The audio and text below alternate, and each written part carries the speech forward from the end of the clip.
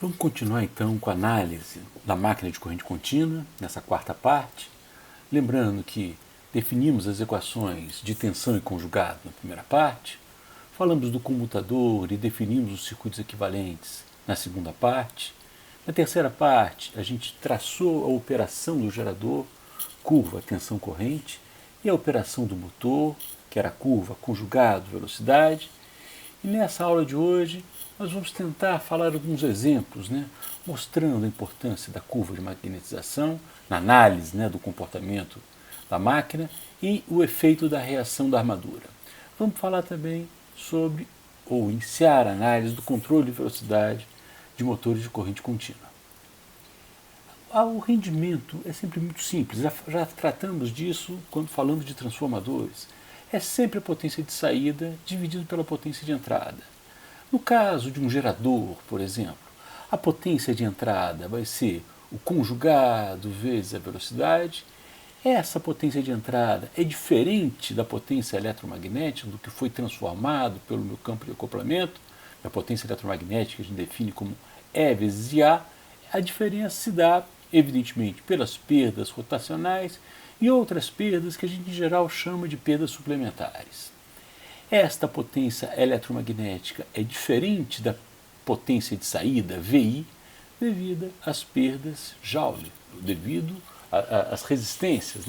E aí eu botei uma resistência da armadura, uma resistência em paralelo, uma resistência série, independente de qual a composição do meu motor, eu vou ter essas perdas. E eu sempre terei então que o rendimento será, no caso do gerador, esta potência de saída dividido pela minha potência de entrada. Se a gente analisar essa mesma figura com o motor, evidentemente inverte tudo, mas as perdas continuam sendo as mesmas.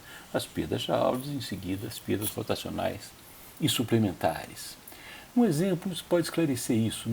Então vamos pegar uma curva de magnetização de uma máquina de corrente contínua com as várias características, dizendo uma resistência de armadura de 0,1 e 3.000 espiras e uma resistência de campo de uma máquina shunt ou paralelo de 180. Observe que é mais ou menos sempre assim quando eu tenho máquina paralela.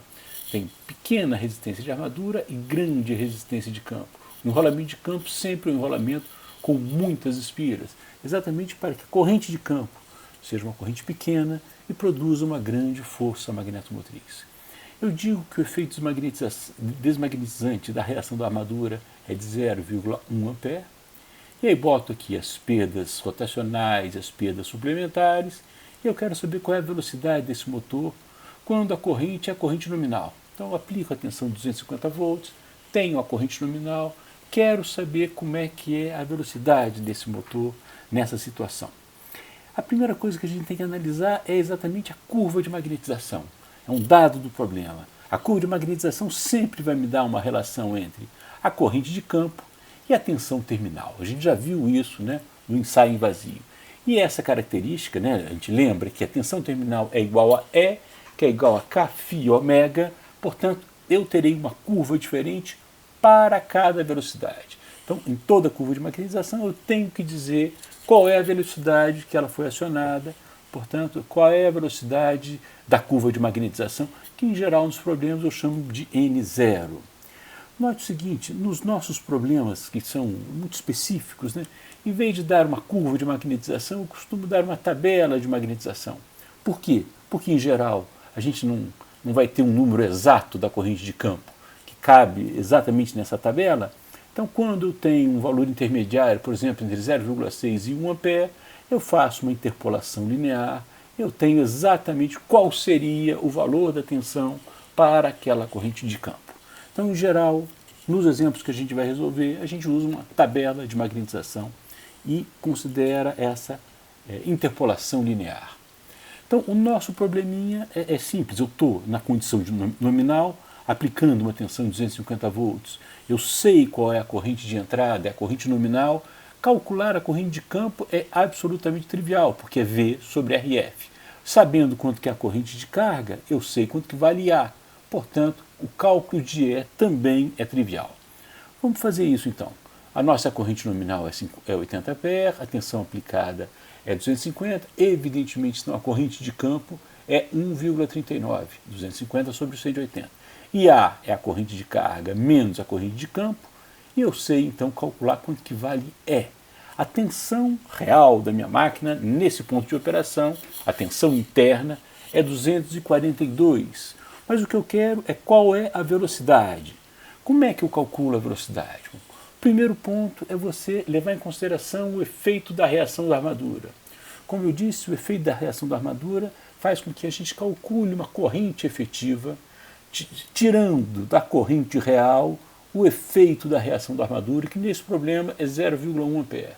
Portanto, eu vou olhar na minha curva de magnetização não em 1,39 ampere, mas em 1,29 ampere, levando em consideração esse efeito de magnetização. Voltando então à curva de magnetização, para aquele 1,29, a gente interpolando entre esses dois pontos, a gente vai encontrar que a minha tensão da curva de magnetização, portanto, para aquela velocidade 1800 RPM, será 243,9 volts. Fazendo aquela proporcionalidade, porque eu sei que o fluxo é constante na primeira e na segunda situação, eu terei então que a velocidade de rotação desse meu motor será de 1787 RPM. Super importante. Eu posso continuar esse problema calculando o rendimento, né? A potência eletromagnética, a potência de saída, conjugado de saída. Como é que eu faço isso aí? A potência eletromagnética é óbvia, né? Eu sei quanto que vale E e eu sei quanto que vale IA, portanto, é só fazer um produto. A potência de saída também é diferente da potência eletromagnética, porque, como a gente viu, ela é igual à potência eletromagnética, menos as perdas rotacionais que foram dadas nesse problema, menos as perdas suplementares, que nesse problema corresponde a 2% das perdas de saída. Portanto, eu boto ela em função das perdas de saída, passo isso para lá, passo 1,02 dividindo, e eu consigo calcular qual é a potência de saída desse meu motor. Eu estou interessado em calcular o conjugado de saída. O conjugado de saída é diferente do conjugado eletromagnético, porque o conjugado de saída vai levar em consideração as perdas rotacionais suplementares, ele será a potência de saída dividido pela velocidade, obviamente levando em consideração que a velocidade tem que ser dado no MKS, transformando a velocidade para o MKS, eu consigo calcular então o conjugado nesse nosso problema.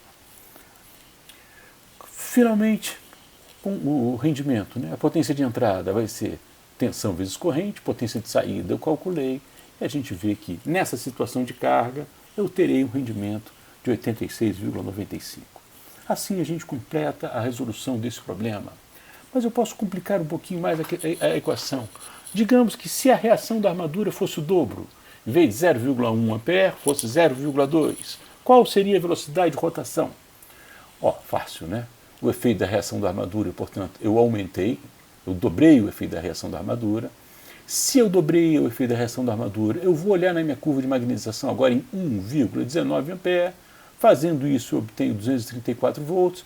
Volto a exatamente a mesma expressão, a mesma proporcionalidade, e eu tenho 1862. Interessante observar que esta velocidade é maior do que a velocidade da minha máquina em vazio. E isso mostra, de certa forma, que quando o efeito de reação da armadura começa a crescer muito, a máquina perde aquela característica que a gente falou, né, da declividade negativa, perde, portanto, aquele comportamento estável. Em geral, para evitar esse problema, né, de perda de estabilidade, a gente coloca enrolamentos que a gente chama de estabilizantes, que nada mais são que enrolamentos de campo em série para compensar o efeito da reação da armadura, para manter a declividade conjugada à velocidade da minha máquina, com excitação em paralelo, com aquela declividade negativa. Vamos em frente, fazendo um outro problema, agora considerando uma máquina série. Se eu considero uma máquina série, com todos esses dados, dada a curva de magnetização, onde eu sei a resistência de armadura, eu sei a resistência do campo, olha só, na máquina série, o valor da resistência de campo que está em série com o enrolamento de armadura é sempre pequenininho, porque vai passar uma grande corrente por ela. E eu tenho poucas espiras no meu enrolamento de campo. Então a característica, a diferença, né, da máquina série para a máquina shunt é isso, né, o valor da resistência. E eu tenho então ó, que o efeito da reação da armadura é uma queda de 200 ampere-pira para a corrente nominal, ou seja, para os 200 amperes. Essa reação da armadura varia linearmente com a corrente. Aí eu peço para a gente calcular velocidade, potência eletromagnética conjugado para a carga nominal.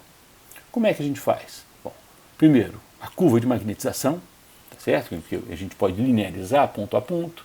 A curva de magnetização dada para uma velocidade, n0, nesse caso 900 RPM, e aí a gente calcula quanto que vale E. E, na minha máquina série, é V menos RA mais RF vezes I. No nosso problema, E, então, é 212 volts. A reação da armadura, como foi dita, vai ser 20 NI, NI menos o efeito da reação da armadura, 3.800 ampere-pira. Levando em consideração, então, o efeito da reação da armadura, a gente volta à curva de magnetização e calcula o E0. Calculado o E0, eu pego a minha expressão e calculo quanto que vale a velocidade. Sabendo, então, quanto é a velocidade, eu posso calcular quanto que vale a potência eletromagnética, eu posso transformar a velocidade RPM para o MKS, em radianos por segundo, e como não dei nenhuma perda mecânica, nem suplementar, eu posso supor que a potência de saída é igual à potência eletromagnética, que será esse número dividido por esse. Eu calculo, então, o meu torque eletromagnético, que nesse caso particular, desprezando as perdas mecânicas, será igual ao torque de saída. O que acontece se a carga cair a metade? Ou seja, se a corrente, em vez de 200, a corrente agora é igual a 100. O processo é rigorosamente o mesmo, né?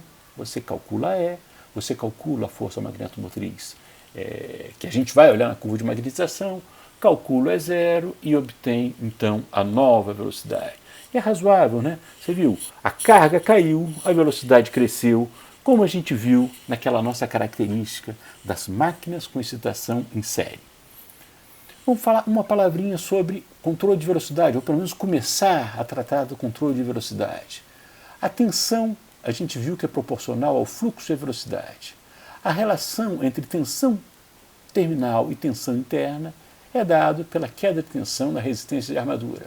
Portanto, a velocidade vai ser V menos RA/IA sobre Κφ. A gente observa uma coisa interessante, então, da velocidade, né, de como controlar a velocidade.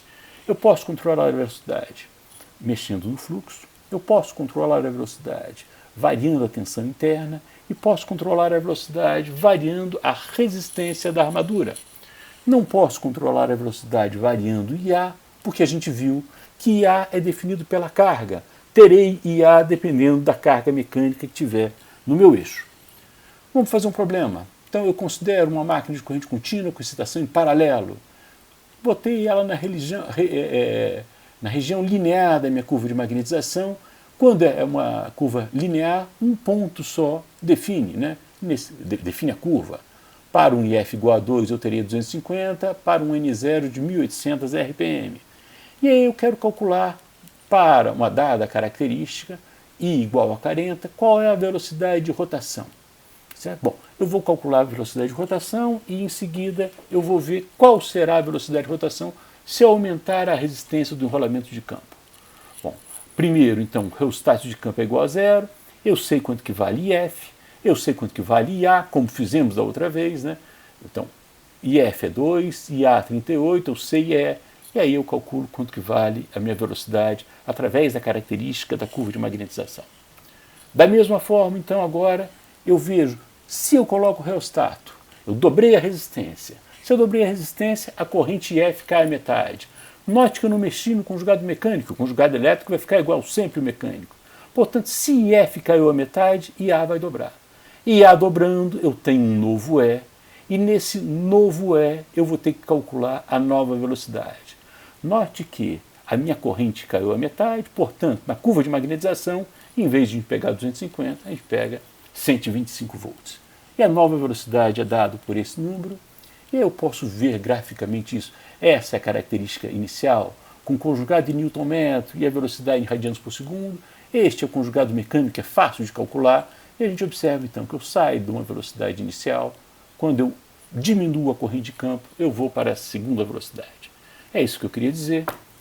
Muito obrigado pela atenção e até a próxima.